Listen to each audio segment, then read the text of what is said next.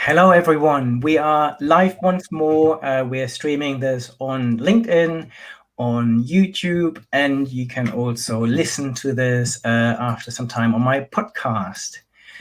Today's topic is that the future is not what it used to be. I think we can all agree to this. Here we want to now discuss what does this next normal actually look like? And what are the 10 technology impacts of all of this? So in this session, I'm joined by Chintan Patel, who is the Chief Technology Officer at Cisco in the UK and Ireland. And we will look at some of the key future trends, the characteristics of what this new normal actually looks like, the impact of technology, and how companies can actually best prepare themselves for this next normal. So, Chintan, hi, how are you? Hi, Bernard. How are you? I'm well, thank you. Good to be here. I'm good. It's a real pleasure to have you with me here. How has lockdown been for you? What has been the impact of all of this? How have you responded to that? Yeah, look, thanks for having me on, Bernard. Look, I think lockdowns affected all of us in similar ways, in many ways. Homeschooling, I guess, has been the one prominent one. Like we were talking about earlier, it's been a challenge for many of us around the world. I'm no different to that. I've had two young children to manage and do homeschooling with. But I've been very fortunate. We're at Cisco, we have a very flexible culture, and actually remote working was something that we just did anyway. So this has just amplified that a little bit more, and being able to try and balance that. So I'm well, thank you, and managing. Good. Yeah. Homeschooling is the one thing that I found really difficult. My wife is a teacher, so she's gone back, and I'm left at home with my three kids, and one of them is on a live school lesson as we speak. So that's quite nice when they just started some live lessons, which is good. It is good, and you end up learning about things that you learned about many years ago, or at least refreshing your memory. So much, yeah. All the different techniques that have been parked somewhere in my distant memory have come back. Indeed. So you're Cisco's Chief Technology Officer for the UK and Ireland. What does that mean in practice? So maybe you can share a little bit with us what you do and what you do for Cisco, and maybe you can give a little outline of Cisco. Not that Cisco needs a massive introduction. I think it's a brand everyone knows. Sure. So absolutely. So I'm the CTO, as you said, of Cisco's UK and Ireland business. I also essentially lead all of the technical teams that work on behalf of our customers and our partners across the market that we operate in. We get involved in everything from large global customers to small SME organizations and support them on their technical and digital transformations. We also get involved in my team on a lot of our national engagements. We have major programs in the company which center around national engagement and country digitization. So we get involved in those projects that help move the entire country forward from a skills perspective, connectivity perspective, and emerging technologies. So it's an exciting role. I'm very privileged to have that. I have an amazing team of experts who keep me grounded every day. And they're experts from everything from future mobile technology like 5G, to quantum computing, to AI and machine learning, and across the whole breadth and depth of Cisco's portfolio. So it truly is an amazing team that I get the opportunity to lead and speak on behalf of. Great, wonderful. Thank you very much. So this session is obviously for our audience. I'm always thrilled to see people join from all over the world. Let me just have a little look at the stream. It's so nice if you just say hello and let me know where you're from. That gives us a really good feel of what's happening and who's on the stream. Let me just pull in a few people. So we've got Rakesh from India. We've got Sunny Blue from Denver in the USA. We've got Swati from India. We've got Emiliano from Argentina. We've got Rebecca from Ghana, Rajil from Indonesia. We've got someone from Tunisia, Argentina, Mexico City, South Africa. This is just so nice to see. Cuba, Egypt, Pakistan, Germany, Frankfurt, hi Hans, Mexico, the Congo, Florida, Singapore. So this is amazing. So please feel free to ask questions, engage with us, tell us what you like, what you don't like. This makes it really the session that we are hosting here. So today we're talking about the next normal. I really like this phrase,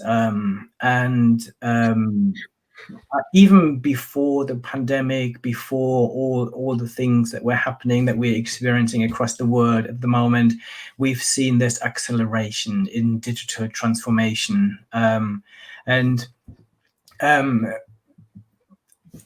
guess what we're seeing is things are changing. So what are some of the observable trends that you've picked up, or that Cisco has picked up since this pandemic? And you refer to this as the next normal. So what do you mean by that? Yeah, look, I think it's been an unprecedented time. We've used that word a lot. I think one of the things we've seen for sure is the accelerated pace of change. So, you know, if we thought things were moving fast before, and we often all talked about how quickly things were moving in our lives, in technology, the pandemic really just amplified that. And so whether it was businesses, schools, governments, you know, very quickly having to do things that they hadn't done before, and disrupting organizations as well. I mean, we saw companies which perhaps might have taken, you know, several months to a year or a few years, especially if they're very large and distributed, you know, having to do things or make decisions and implement new technology in a matter of days or weeks in some cases, because they had to get people to work from home very, very quickly. So, you know, we saw that actually this was a challenge for many organizations. There were a lot of companies that were actually well prepared, and it was pretty straightforward for them to actually get their employees from home. But for many other organizations, that just simply wasn't something they'd done before, right? It was a different setup, a different culture, and a different operating model. And so, but everyone's managed to do that now. Now it's a case of the next normal. You know, what does that look like? And actually, you know, our research has shown, you know, the CIOs that we've spoken to, 84% of them actually believe that, you know, the challenges that the pandemic has actually posed them will actually give an opportunity for digital transformation. And I say that on the basis of, you know, I've spoken to many IT executives at different levels within companies, and they said actually for the first time in their working history, you know, they've been applauded by their boards of directors, you know, on the basis of what they've done to keep their organizations going, keeping their teams connected, keeping them secure, keeping the business running, you know, keeping their services up and running for their customers. So it's rewarding to see that, you know, IT and technologies played such a critical role. And, you know, things like networking, connectivity, security, collaboration, all those things are going to be even more important as we go forward. And this is a consistent theme we've heard, you know, throughout the last 3 or 4 months that I've been speaking to customers with. Yeah, and you said that some companies are obviously responding to this well. They were positioned quite well even before the pandemic. Others not so much. Do you see any differences in industry? Can you highlight any sectors where you see actually there's lots of companies in this space were prepared for it, or is there something where you see this across all different sectors, where you see some organizations doing well and some not so well? Well, I think you've got, you know, different organizations get affected in different ways. You know, if I just give one example in terms of, you know, contact centers or call centers, you know, they you know, that's typically an environment where lots of people go to a destination or an office. They, you know, they sit there, they take their calls, they do all of the work that they need to do, then they leave. And whilst this notion of remote contact center workers had been around, some organizations had been doing that. That was always for extra staff or extra services or, you know, peak hours.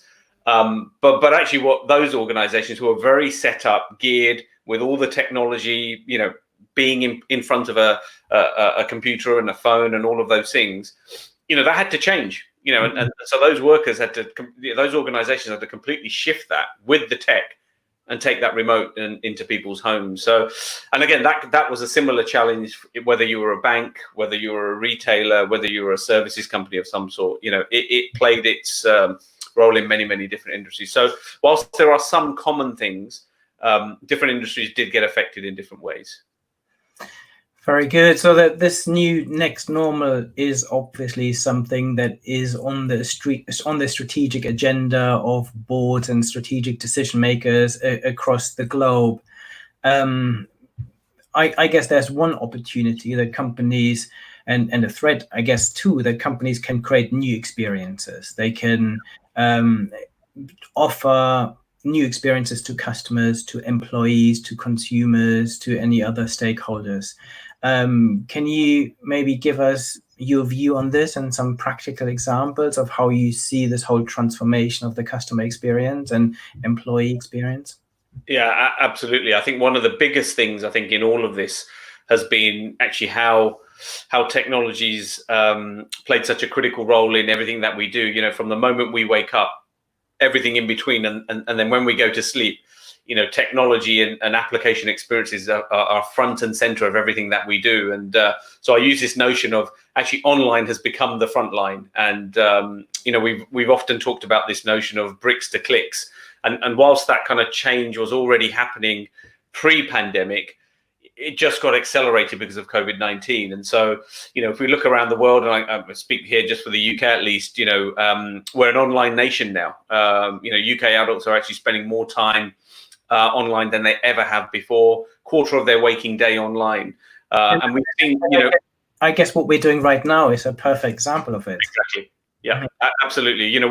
We're using this technology in ways that we hadn't thought about before. Retail, just here in the UK, shoppers spent more than £500 million in March, and that was more than the same time last year. And so online capacity had to significantly increase for all of the retailers. And we've seen that across the world in many organizations. So the reason why I mention that is because we've had to get used to that online channel experience. And so actually for organizations that are serving customers with an online presence, whether it's through an app or a website, that performance and that experience is the customer experience. When that is your digital channel, that every millisecond counts. I guess, Bernard, you probably don't like waiting in physical queues. I don't, waiting outside a shop. But I actually hate even more, or dislike, I should say, waiting in a digital queue, waiting for the online retailer to let me in, so and there are ways to solve some of those challenges. So that becomes really critical for organizations. And when we see those app performance issues, I'm sure you've been there, I have, if you're waiting, we're far more likely to actually shift and go to another provider. When you're in a physical queue for a shop, you are there, you are physically locked in, you're going to wait pretty much. Your options are limited. In the digital world, your options pretty quick. You just change the app or go to a different website, right? So you haven't got that friction. And we know from our kind of app research surveys that have shown consumers will turn to the competition, 50% of the time, and then they'll actively discourage others using the brand or service. So actually companies need to really pay a lot of attention to what's happening there and making sure that application experience is there. We also see lots of other changes. So, we've gone from, touching everything, swipe, touch, and those types of interfaces where actually now we might actually go forward and see fewer touch screens and actually more voice and machine vision type interfaces actually helping us with our day-to-day lives. That might be simple things from, how we call a lift when we go into an office, or the transactions that we make.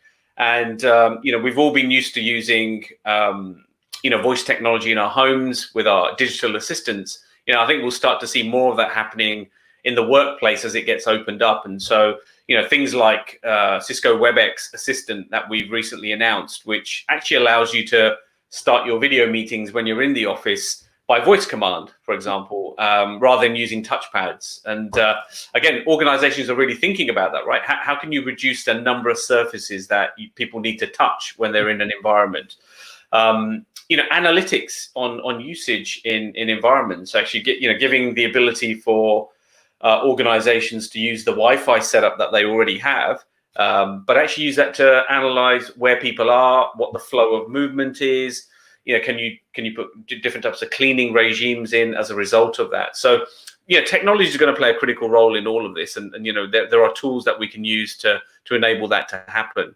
And then we talked about kind of that remote care piece, and how that's increased. But we're seeing increasing efficiency, right? In all of this, we're based in the UK, and in the last year, of the 340 million trips people made to see doctors and nurses, only 1% of them were actually done via video. Let's look at the stats when we get to the end of this year. There has been a seismic change in that, and actually we're far more comfortable doing that, and we'll probably get more scale, right? We'll get more scale from the professionals that we have. In Sweden, there was a reported increase of like 200% of people accessing those services. And actually, we've also heard organizations say they've seen like a 40% increase in productivity as well from customer service staff who aren't having to travel into a destination, can take their services remotely. So lots of new experiences, we have either gotten used to now because we've had a few months of it, and actually we might be more kind of comfortable with them as we go forward. Yeah, I completely agree. So we've definitely a move to online. This is out of question. More contactless and voice interfaces, and then more remote care. I completely agree. What in this new next normal, as you call it, do you see any new norms emerging? Any new principles of how organizations operate? Have you got any? Yeah.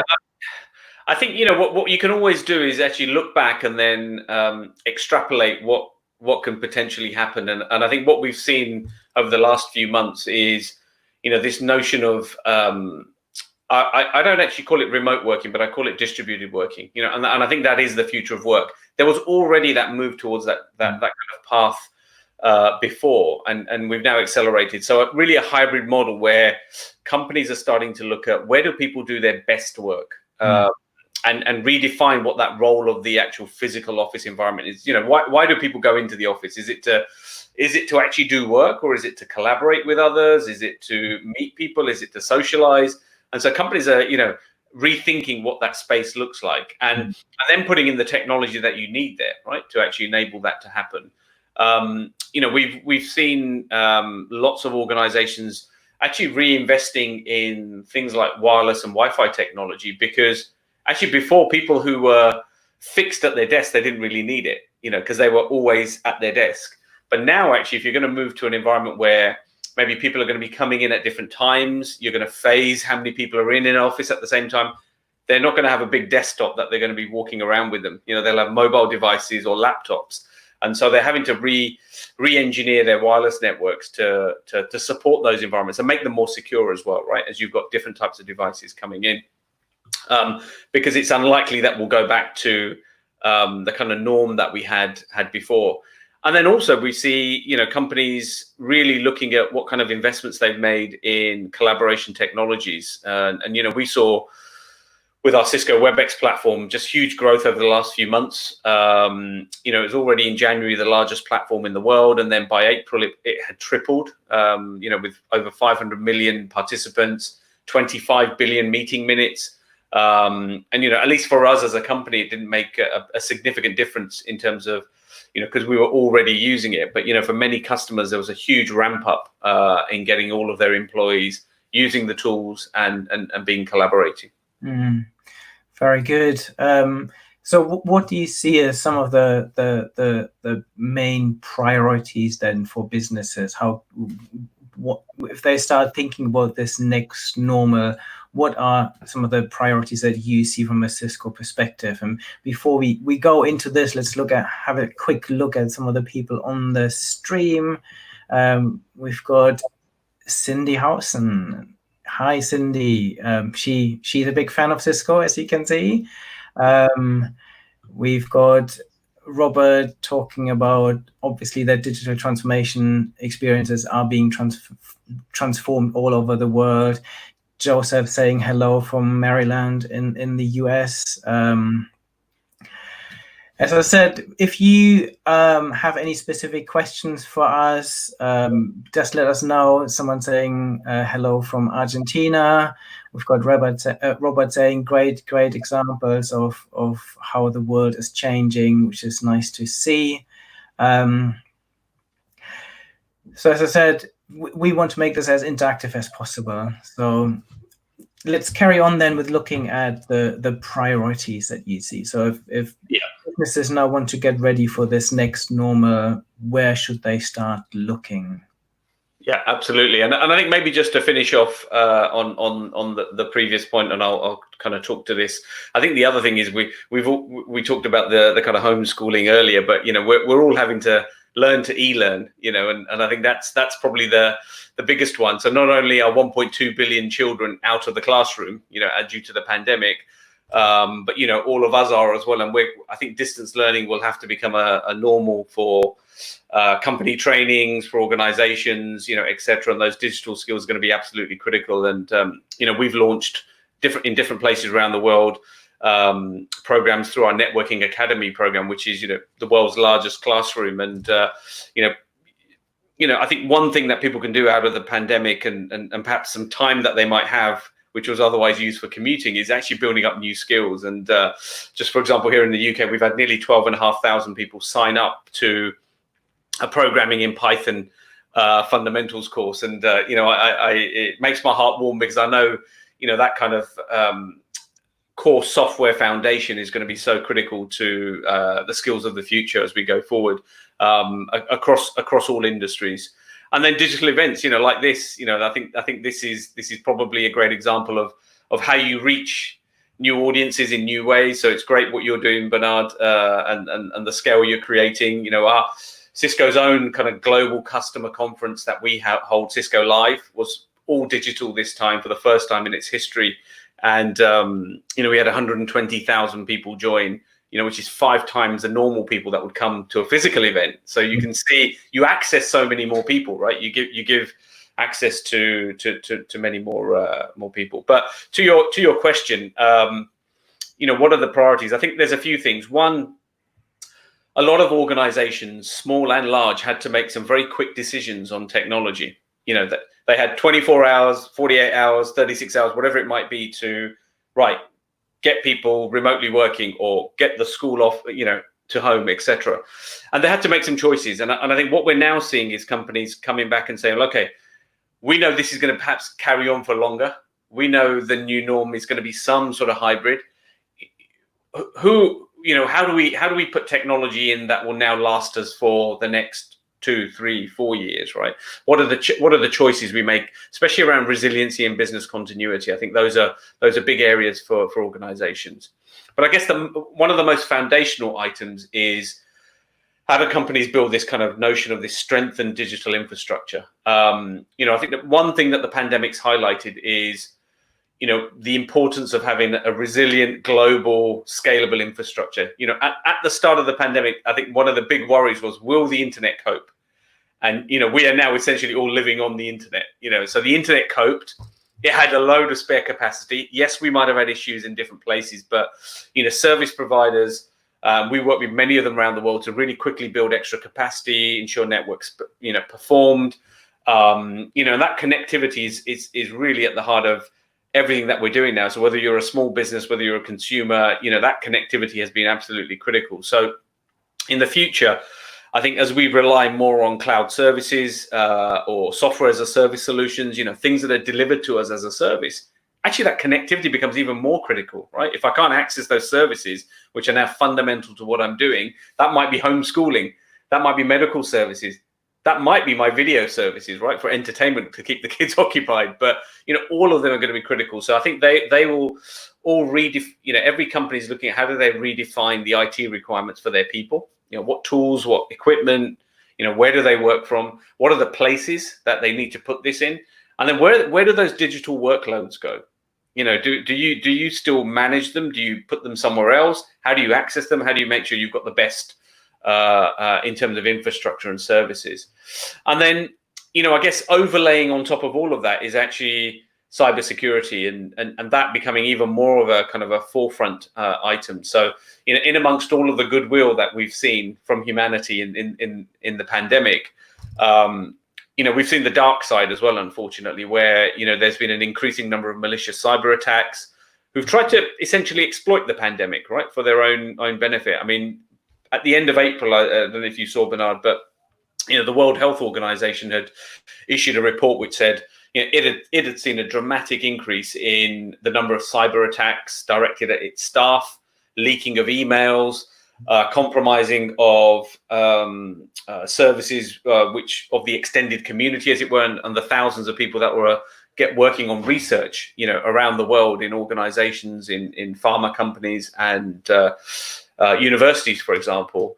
And we've seen that throughout the pandemic, and people issuing malware to consumers and false advertising. So there's a lot for us to do. So security becomes a really important point for everybody to manage, every organization to manage as we live in the digital world. Also, people have been connecting on devices that many companies or organizations don't know what they are or where they're connecting from, right? So that traditional world where IT knew where everybody was, what they were using, how they were using it, and where they were connecting from disappeared. So, for example, at Cisco, we have our threat intelligence team, which is called Talos, and it's one of the world's, if not the world's largest team. And we've seen those themes across the vast majority of the internet that we see, and we're actually blocking 20 billion threats a day on our cloud platform, protecting customers from different forms of internet threats, as it were. So protecting threats in the future is going to be critical. That has to be down to each and every one of us. We have to manage our security as well. Organizations have to manage the processes, and we've got to make sure the technology is there as well. And then I think the point I'd mention is automation and perhaps an increased reliance on robots. We've often talked about robots taking over. I don't necessarily think that's the case, but I think robots in certain situations are possibly better placed. First of all, they aren't susceptible to viruses, not at least the human ones. And whether it's grocery delivery, whether it's taking healthcare vitals in a hospital, whether it's keeping a factory running, whether it's going in a mission critical plant, critical national infrastructure where we can't send people for whatever reason now.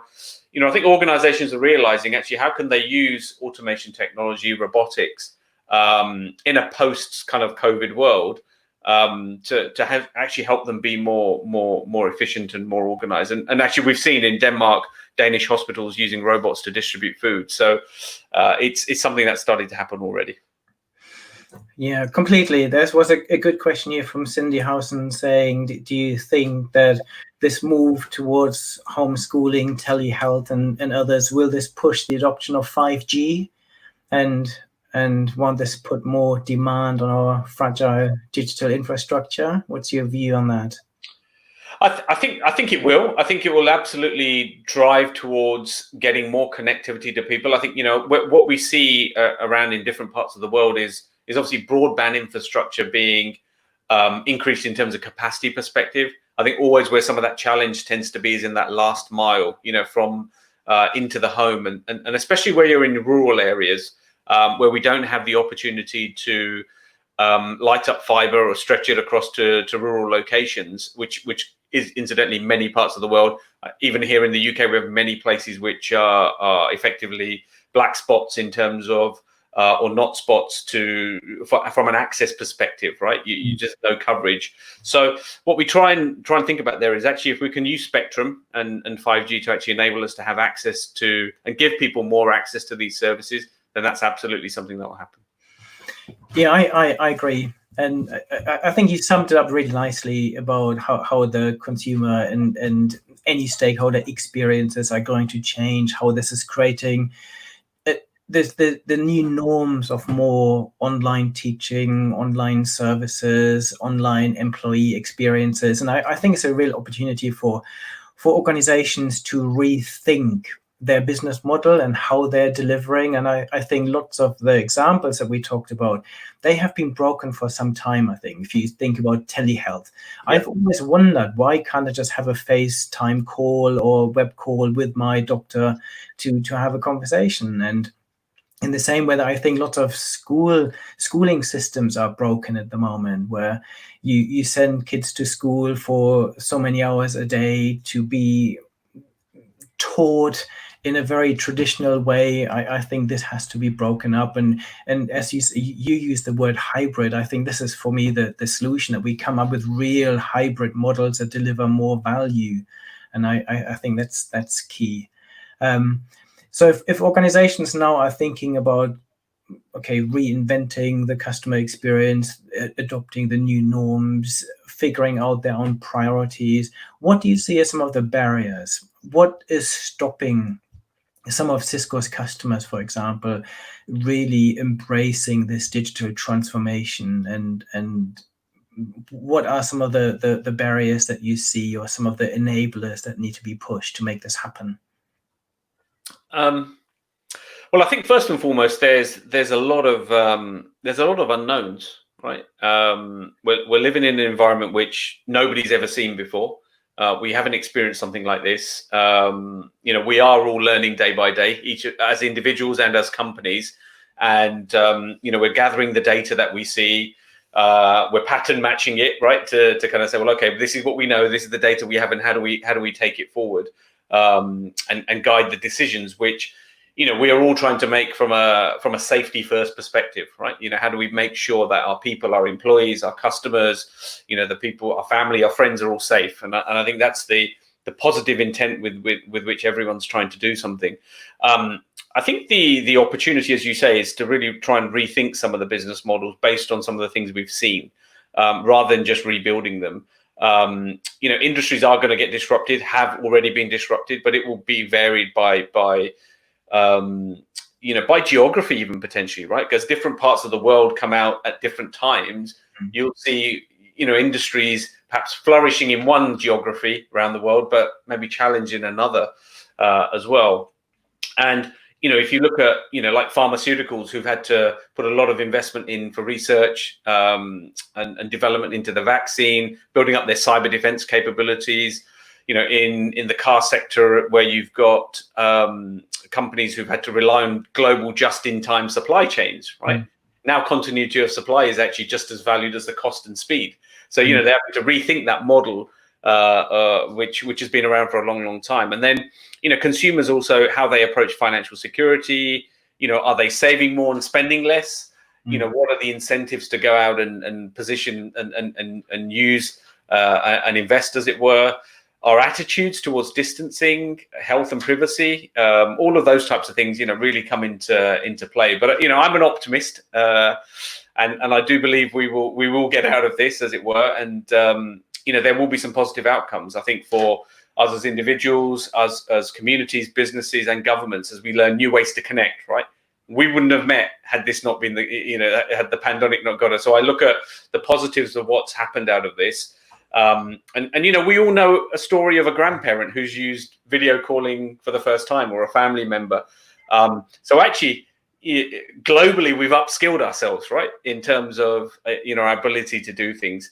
There's a growing acceptance of remote and flexible work now, perhaps where traditional industries, in some cases, were very 9 to 5. And I need to see you in the office to know that you are working. People were forced to rethink that completely, right? And so they've had to really look very, very differently at that. So I think it's a mindset shift, both from a culture perspective in many organizations, and accepting that things will be different for a period of time. And so that as long as you've got the agility, the positive intent, and that culture as you're building in your organizations, I think that will help companies going forward. Yeah, I completely agree. That we've had so many amazing questions and comments, and people saying hello from all over the world, which is amazing. I think this is another live stream that I think covers all continents across the globe, which is so nice. I was just I'm trying to keep up with some of the questions, and there was one question that I saw earlier that I can't find now that says, okay, what if there wasn't a next new normal? someone was saying, okay, this is we talk about this new next normal. Companies are preparing for this digital transformation. What if the world just goes back to what it was before? What would you say to those? Do you know what? I have an optimistic thought that perhaps it may well do. You know, and I don't think there's anything wrong with that. I think the point here is that there are so many unknowns in terms of if and when that would happen, because we don't have a vaccine, because we don't know how to cure this challenge. I think the optimist in me says yes, we will get back to normalcy. But I also think a lot of organisations have actually said, this actually gives people a lot more flexibility, which they didn't have before, and an opportunity to do things in a completely different way. So, you know, there are always positives that come out of as tragic a situation is here. But if it means that we can have people be more flexible, will it help our green agenda with people commuting less? Will it, you know, give us an opportunity to get more people connected, right? And give them access to digital services which they didn't have before. If this becomes one of the drivers that actually enables us to enable those people who haven't had that level playing field, and actually help us power this kind of inclusive future, then that has to be a good thing, right? I mean, I think that has to be a positive that we can take out of this. Yeah, I couldn't agree more. And for me, I just see an acceleration. We were on this digital transformation journey, and now this is being fast tracked, and when companies are being forced to really rethink what they're doing and how they're offering their services. So completely agree. You just used an interesting word, this inclusive future. This has been the aim of Cisco, to create an inclusive future for all. I think this has become one of the strap lines for your organization even before the pandemic. So as a technology leader, what role do you see Cisco play in all of this? And how is Cisco addressing some of these challenges internally within your own organization? Yeah, actually, the inclusive future has been a mission statement for the company actually pre-pandemic, as you said, and it really is at the heart of what the company really stands to do, and our responsibility as a global organization. Our responsibility doesn't just end with technology. Whilst we might be a tech company, we're far more than that, right? In terms of the impact that we have on people's everyday lives, and our mission is to really not leave anyone behind. Make sure that actually through the power of technology and what we can do as a company, make sure that we can give access to education, we can give access to healthcare, we can create new jobs and economies, because they're the driving force, right? They're the driving force for the future. And actually, if we harness technology for good and step up to solve some of the world's biggest challenges, especially at this sort of time where there is a crisis, you need companies that are going to step into it as opposed to step back. And so really proud of what we're doing as a company, led by Chuck Robbins, our CEO, and the executive leadership team, who are really putting in place the permission, right, and the authority and the leading narrative for us to go and do this. And I look at one statistic, right, which is we've reached a seminal moment in technology. Actually, we reached last year a few milestones. There were 3 big birthdays. We celebrated 50 years of the internet last year.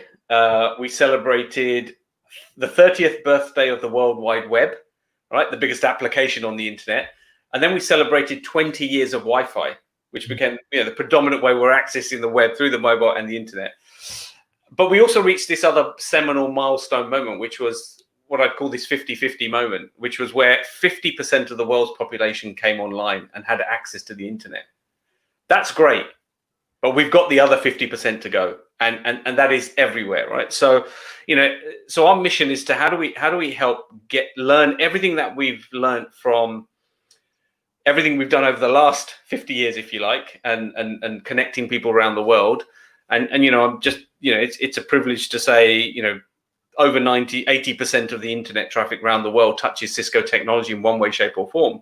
So, it's our role to help connect the next 50% with the things we know, with more security, with more availability, more capacity, etc., and drive the things that we need to do around healthcare, education, access to services, and a more economic prosperity for people. Very good. Any examples of how Cisco internally approaches some of these or uses some of those technologies to make this a reality? There's so many programs. In fact, at the start, I mentioned, our Networking Academy program, which has been going for a number of years now, and we've trained over 11 million students around the world. It's something that continues to grow. It's freely available with academia around the world, and again, the next generation skills being built up. We're also doing a lot in terms of investing with our program, which is called Country Digitization. And this is Accelerate Country Digitization Acceleration, and it's a program that's there to really help governments and organizations within different countries around the world accelerate their digital transformation. And those can stem from providing rural connectivity, for example. It could be in the education space, could be new healthcare services. There are lots of different examples that we do engage in around the world to actually help that. And some of those stem into things like going into prisons and training convicts on new skills. So actually, when they come out, they're rehabilitated and actually can be upstanding citizens in society. So there are many programs that we get engaged in to actually help people down at the ground level, better themselves, as it were. Very good. So this new next normal, how about some career advice? Because people are worried about their jobs at the moment, they're rethinking their careers. What should individuals do to prepare themselves for the next normal? I think use this opportunity to, kind of think about, what you've seen, what we've talked about, what have you seen happening around the world, and what are the types of skills that are going to be needed in the future. And I think if you think about collaboration skills around security technologies as we become a far more online, digitally connected world, those types of skills are going to be very, very critical going forward. I think also things in software, in communication, digitally, they're all essential skills I think people will need to have going forward. Working in virtual teams, for example, is another one. But I think upskilling and reskilling are absolutely critical. And the Networking Academy program that I mentioned earlier, that's exactly designed for that. It can be adopted into formal education, into your project. Students can participate remotely, lab activities. So anything from cybersecurity to coding and programming, you can get access to. So I think don't limit yourself. This is an opportunity to learn something new and come out of this, because we will come out of this with actually a new set of skills that differentiate you in the marketplace. Yeah, I agree. And this is what I see in practice as well. My advice is always to look at technology skills, look at data skills, technology skills, but also don't forget that some of the human skills will become skills. Yeah. So emotional intelligence, creativity, thinking of the next big thing. All of those skills will become hugely important. Yeah.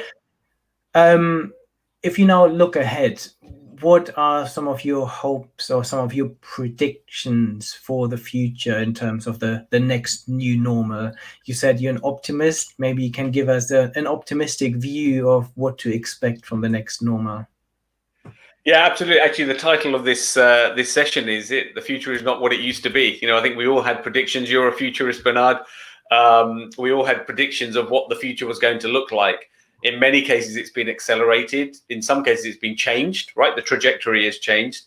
But I think, there's a few areas. One, I think, people are going to fundamentally, and organizations are going to fundamentally rethink that kind of customer experience piece and what the application of the future will look like and how people will use those services. So that kind of customer experience is going to be absolutely critical in this digital world. I think how we secure data and data in its many forms, and depending on where it sits and how long it sits for. But being able to, every single one of our digital interactions is creating some sort of data point, and for organizations in the future that can harness that, use machine learning and intelligence to actually bring that together, but also make sure it's secure, because that is the intellectual property of the future for an organization, will be critical. That kind of underlying infrastructure, our applications, our digital services don't just connect into thin air. They sit on something. So how organizations think about the infrastructure that their organization sits on, the digital infrastructure, will become even more important. And I think companies will be empowering that, and then empowering people, right? Actually giving the tools for people to be as productive as they can be wherever they are. We've often talked about that, but now that becomes even more critical. And actually break down some of the silos between organizations, internally and externally, and enable some of those things to come together. So I think those are kind of my key hopes in terms of things that will happen. But also, more importantly, we drive an inclusive future. That is at the heart of what we do. And an organization of any size, what's your mission? What's your purpose? How's your culture developed from whatever it was before COVID-19? So that purpose and culture for employees, for organizations, for the service you deliver, become even more important when we come out of this. So that empathy will be an important thing, and I hope we'll go into a world that is a much nicer, more safer, and a more secure place. Great. This was a very, very positive view that I sign up to as well. I believe that it could actually make our world more human, more inclusive. I just saw a nice comment here that I just want to pull in. Inclusive future is the future, says Hans Ulrich Reitzel from Germany, I suppose. So anyone that hasn't asked any questions yet, and I'm sometimes struggling because we literally had hundreds of comments and questions come through. So if you have any burning question that we haven't yet answered, if you just drop those questions in now, that would be really useful. I try to go into some of those questions. The other thing that Chintan and I will do afterwards is we will have a look and try to answer some of the questions that we haven't answered in the live stream. Someone was asking, what are some of the key things customers are asking Cisco to help them with? Have you got any examples? Yeah, absolutely. I mean, many examples. We do a lot of things across our portfolio. I think the number one thing has been around how do they make sure that their employees can have secure remote connectivity to their workplaces, and making sure that if at the start of the pandemic it was right, you go home, you connect using a laptop over the internet into the services, it's making sure that there are things like VPN capacity. Now it's making sure that those devices are protected with our cloud security platforms. So that's become a really important piece in terms of companies expanding that kind of network capacity as well, and connectivity capacity for their organizations. Also then, the kind of tools that we can provide. So actually collaboration tools like WebEx have become increasingly important. Companies also looking at how they actually deliver new types of security to those remote workers and those collaboration users. So things like multi-factor authentication with Cisco's Duo platform, that's been really of focus for organizations. And then we've also seen, on our service provider side, organizations wanting to ramp up obviously capacity as we're now connecting more mobile. As we now start to go back out in many places, we're starting to use mobile networks in different ways. We were obviously at home for a period of time and we were using our broadband networks. Now we're as lockdown kind of eases in different countries around the world, then clearly you start to get different uses. So there's kind of organizations looking at how do they change capacity. What services do they move to a cloud delivered service? What do they keep in-house? How do they manage those things? What's the best thing to do, right? So we're working across companies in those types of areas at the moment. Very good. Ollie here from Finland, he's been a very loyal participant. I think he's been on many of my live streams before, and he's saying one of the mega trends that you talked about is obviously cybersecurity. Any weak signals you should be watching for? What do you see as some of the trends in cybersecurity and some of the things that companies need to watch out for? Well, I think that what companies need to do now is really that notion of when everybody was in one location and you'd have a perimeter around you. That's gone. That's completely disappeared, right? We're now in a world where people are absolutely connecting to your office, your data center, your cloud services, whatever they might be, from anywhere. Could be on any device. Using any type of connectivity medium, right? Could be broadband at home, could be mobile wireless, could be, lots of different.